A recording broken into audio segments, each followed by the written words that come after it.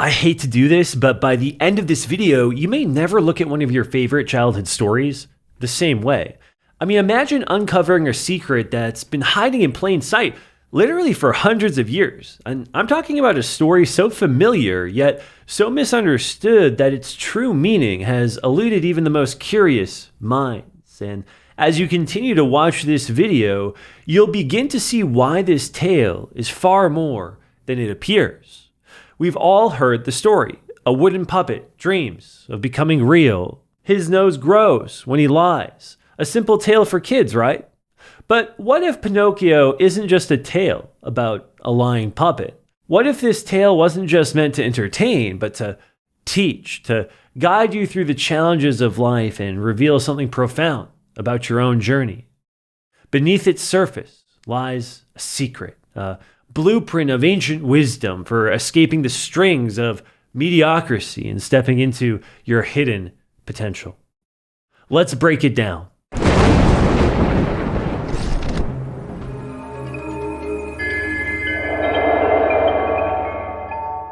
We'll start by traveling back to the late 19th century Tuscany, to the town of Collodi.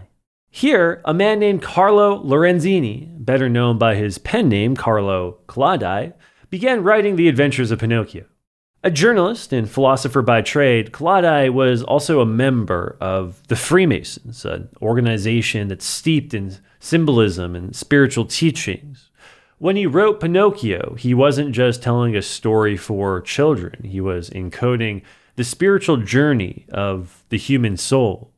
People close to Collodi understood this. He was rumored to have told a fellow Mason, "I trust this book will illuminate all who are teetering in the darkness." And darkness, as we'll see, is where all spiritual journeys begin. Pinocchio begins as a lifeless block of wood, just like you start with raw, unshaped potential. This is the seed of divinity within you, waiting to be cultivated. In spiritual terms, potential is the seed of divinity within you, representing the unmanifest possibilities of your soul. A blank slate, pure but inert, waiting for your intention and action to really bring it to life. When Geppetto carves him into a marionette, something extraordinary happens. Pinocchio comes to life. But his life is not yet real. He is in essence a soul bound to its lower nature, a puppet moved by the strings of impulse and desire. The marionette is a powerful symbol. In its unfinished state, it represents humanity's spiritual immaturity, being ruled by instincts, unexamined habits, and unbridled ego. Pinocchio, like all of us, must move beyond this state to discover his true nature. You see, every great story puts its character through trials, and Pinocchio's journey is no different. These trials are universal, mirrors of your own struggles. They remind you that growth doesn't come from comfort, but from confronting your deepest fears and turning obstacles into stepping stones. Each challenge Pinocchio faces reflects your own journey, a journey of embracing discomfort to become who you're meant to be. His lies, which make his nose grow, teach us that dishonesty warps not just how others see us, but how we see ourselves. Pleasure Island, where boys turn into donkeys, is even more telling. Here, the pursuit of unrestrained pleasure reduces Pinocchio to his basest form. This transformation into a donkey isn't mere punishment. It's symbolic of the soul becoming burdened by its lower animalistic instincts. Many traditions, from alchemy to mysticism, speak of this fall as a necessary step in the journey of awakening. And then there's the whale, a dark, primordial symbol of the subconscious. Swallowed by this great beast, Pinocchio confronts the depths of his own mind, where transformation begins. This is the place where your soul must face its shadows, wrestle with its doubts, and find clarity amidst chaos. It's no coincidence that Jonah, a reluctant prophet from the Bible, found himself in the belly of a fish, avoiding his divine purpose before surrendering to a higher calling.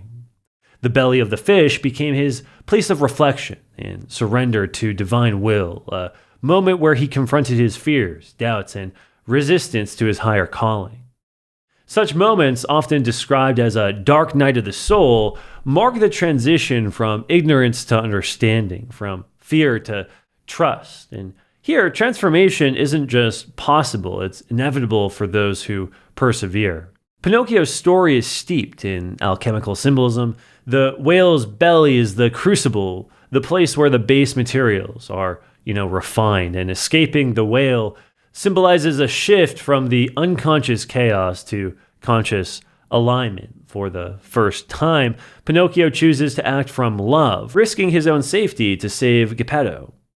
This is the turning point. Pinocchio is no longer a puppet of circumstance. He is an active participant in his transformation, and it's only after he acts like a real boy with integrity, responsibility, and love that he becomes one. And this mirrors a universal truth. We don't become our higher selves by wishing for it. We become them by living as though we already are. The author's Masonic background offers us even deeper insights. We can think of the blue fairy, right? She represents almost like the divine feminine, a force of grace and intuition that guides the seeker. The cricket, he's the voice of conscience, what mystics call the still small voice. And Geppetto, he's the creator, the great architect who shapes the rough ashlar into the polished stone. Freemasonry speaks of the journey you're on, from darkness to light, from ignorance to wisdom, and in Pinocchio, we see this echoed in his path, from being a lifeless block of wood to becoming a conscious, real boy. Each step mirrors the transformative process of moving from the rough ashlar, unrefined potential, to the polished stone of realized purpose. Pinocchio's journey reflects this perfectly. It's the process of refining your soul, shedding the animalistic tendencies that hold you back, and aligning with the divine blueprint waiting to be expressed through you. Pinocchio's story is not just his own. It's yours. It's mine.